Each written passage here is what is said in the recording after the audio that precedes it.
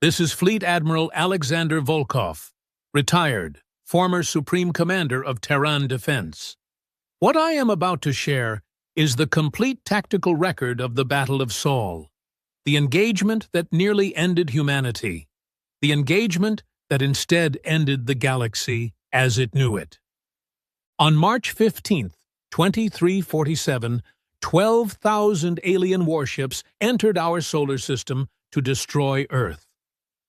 50 human ships stood in their way. This is Case File 001 Omega. This is the story of the last stand. The Grand Armada was the largest military force ever assembled in galactic history. 47 species contributed warships. Races that had been enemies for millennia put aside their differences for one purpose: the extermination of humanity. We had grown too fast, too strong, too unpredictable. The galaxy had watched us defeat the Virathi, humble the Orani, survive the Vor, terrify the Synthara. Species that had dominated for millennia suddenly found themselves outmatched by a civilization that had achieved spaceflight only 2 centuries before. They decided we were too dangerous to exist. The Galactic Concordat was signed in secret. Every major power agreed. Humanity must be destroyed before we grew beyond their ability to stop us. They calculated that if they combined their forces, if they struck before we expanded further, they could overwhelm us through sheer numbers. They spent 3 years assembling the Armada. 12,000 of the most powerful warships in the galaxy.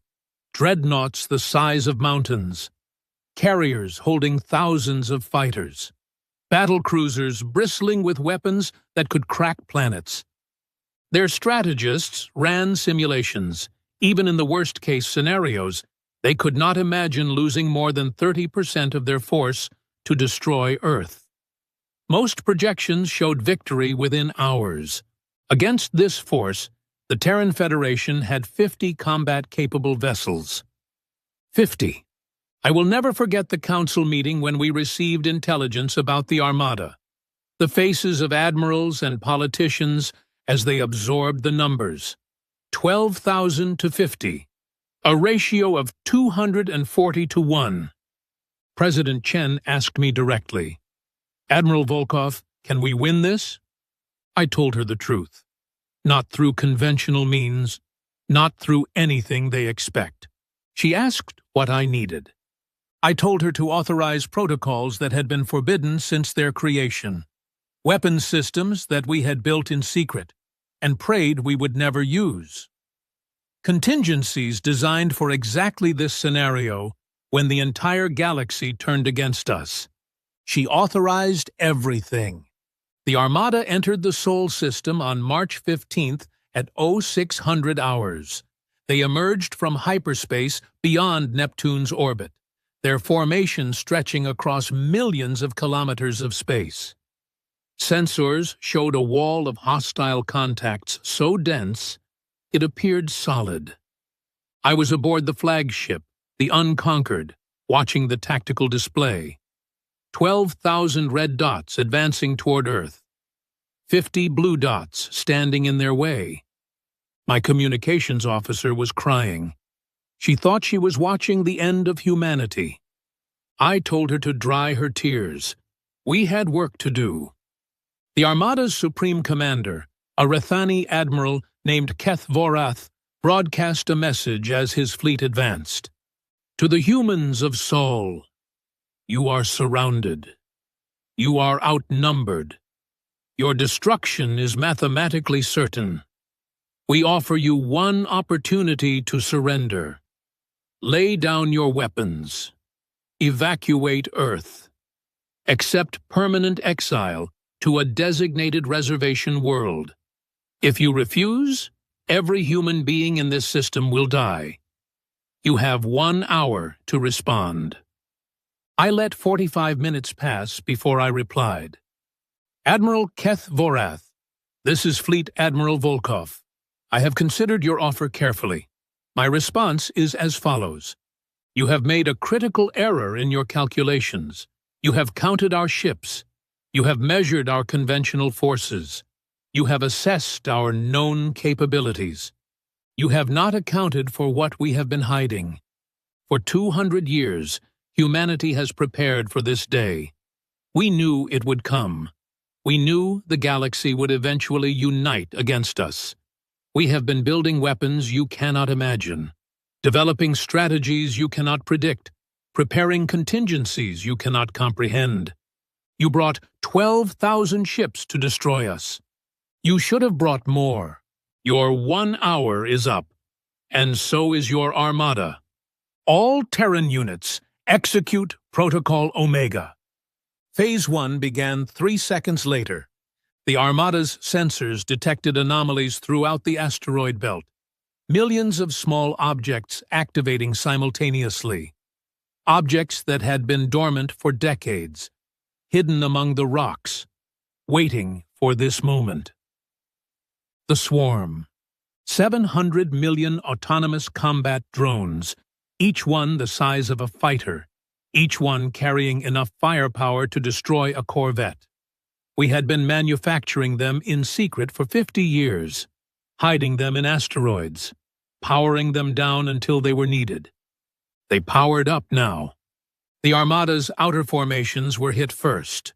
Swarm units by the thousands descended on screening vessels, overwhelming point defense systems through sheer numbers. Ships that expected to provide early warning instead became the first casualties. Admiral Keth Vorath ordered his fleet to accelerate, to push through the swarm and engage our main force. It was the logical response. It was what we wanted him to do. Phase 2 activated as the Armada passed the orbit of Mars. Humanity had spent decades building infrastructure around the Sun. Solar collectors, energy transmission stations, research platforms studying stellar physics. That was the official explanation.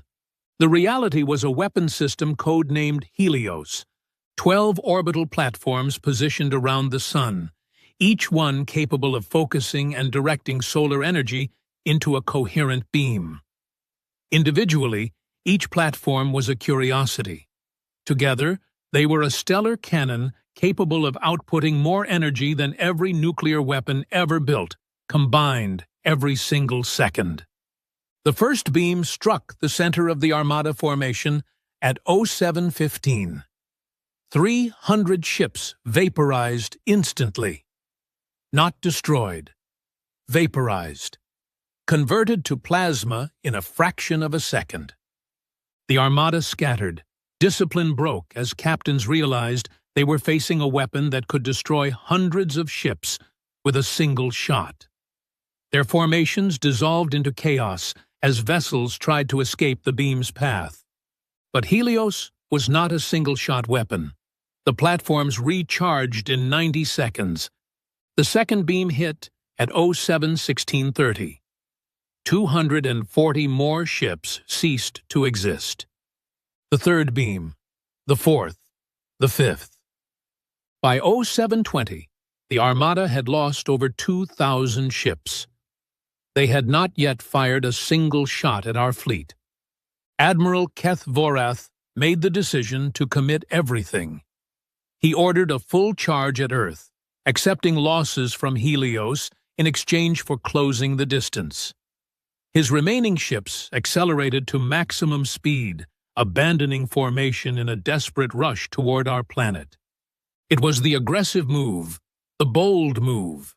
It was the wrong move.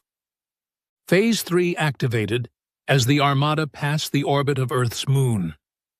For 60 years, every human warship reported destroyed in combat or accident had actually been recovered, repaired, and hidden in a classified location. A massive facility buried deep within an asteroid, where ships were stored, maintained, and upgraded in absolute secrecy. We called it the graveyard. 2,000 warships, vessels that the galaxy believed were destroyed, vessels that had been upgraded with technologies we never revealed to our enemies. Vessels crewed by personnel officially listed as dead. The Ghost Fleet. They decloaked behind the Armada. At 0725, Admiral Kethvorath suddenly found himself caught between two forces. The 50 ships of the main Terran fleet ahead of him, 2,000 ghost ships behind him, the swarm harrying his flanks, Helios preparing another shot. His 12,000 ships had been reduced to approximately 9,000 in less than 30 minutes, and now those 9,000 were surrounded. The battle that followed lasted 6 hours. I will not describe every engagement, every maneuver, every sacrifice. The records exist for those who wish to study them. What I will describe is the moment the battle turned. At 0945, Admiral Kethvorath's flagship, the Divine Mandate, was disabled by a coordinated strike from 12 Ghost Fleet cruisers. His command was transferred to a secondary vessel, but the damage was done. The Armada's coordination, already strained, collapsed entirely. Individual species began making independent decisions. Some fought on. Some tried to retreat. Some turned on each other as old rivalries resurfaced in the chaos. The Rethani battle group blamed the Korvax carriers for failing to provide fighter cover. The Korvax accused the Selenthri of abandoning their assigned positions. Ancient hatreds, suppressed for the sake of the Alliance, exploded across communication channels. We had counted on this. The 47 species of the Grand Armada had never truly trusted each other. They were united only by fear of humanity. When that unity fractured, when the battle turned against them, their coalition shattered. By noon, 3,000 Armada ships had been destroyed. Another 2,000 were disabled or damaged. The remainder were scattered across the solar system, fighting each other almost as much as they fought us. At 1400 hours, the first surrender signals appeared. The Korvax hegemony broke first. Their remaining ships powered down weapons and broadcast surrender on all frequencies. The Mexari followed within minutes. Then, the Thessians, the Vor, the Selenthri. One by one, the species that had come to destroy us asked for mercy. By 1600 hours, organized resistance had ceased. The greatest military force ever assembled had been broken in less than 12 hours. Final casualty assessment. The Grand Armada lost 8,437 ships. Over 6 million alien crew members killed. The remainder surrendered or fled. Terran losses. 31 ships destroyed. 47,000 personnel killed. 31 ships against 12,000. We lost less than 1% of what they lost. The aftermath reshaped galactic civilization entirely. The 47 species that participated in the Grand Armada were required to sign the Treaty of Soul. Total disarmament. War reparations paid over the next century. Permanent human oversight of their military capabilities. The Galactic Council was dissolved and reformed under human leadership. Not because we demanded it, because no other species had the credibility to hold the position after the Armada's failure. We did not seek revenge for the attempted genocide. We could have. We had the power. We had the justification. Instead, we offered reconstruction, aid, partnership. We helped rebuild the fleets we had destroyed, under new agreements and new limitations. Some call this mercy, others call it strategy. The truth is somewhere between. We did not destroy them because destroying them would have made us what they feared. We showed restraint because restraint proved we were better than their worst assumptions about us. But we also made certain They would never forget what we could do if provoked. I am sometimes asked why we hid our capabilities for so long, why we did not reveal the Swarm, Helios, and the Ghost Fleet before the attack, why we let the galaxy believe we were weaker than we were. The answer is simple. We knew this day would come.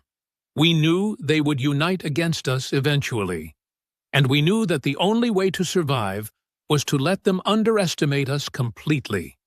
If they had known our true strength, they would have built a larger armada. They would have developed countermeasures.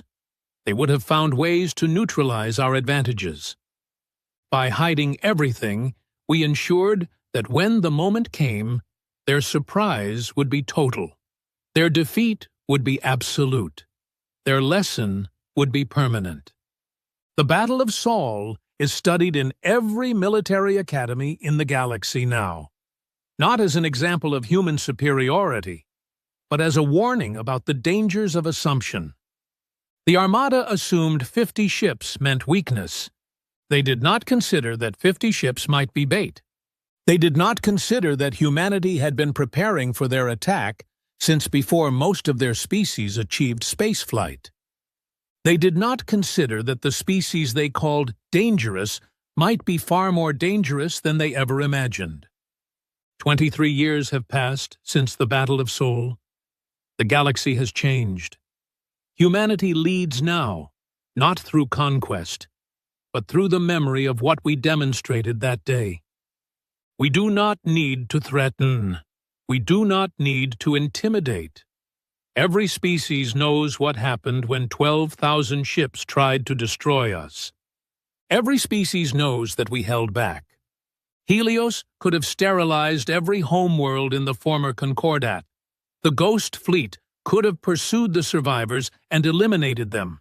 The Swarm could have spread beyond Saul and consumed everything in its path. We chose not to. That choice, more than our victory, is what defines humanity's place in the galaxy. We are the species that could destroy everything. We are also the species that chose not to. Both facts matter equally. This is Fleet Admiral Alexander Volkov, signing off.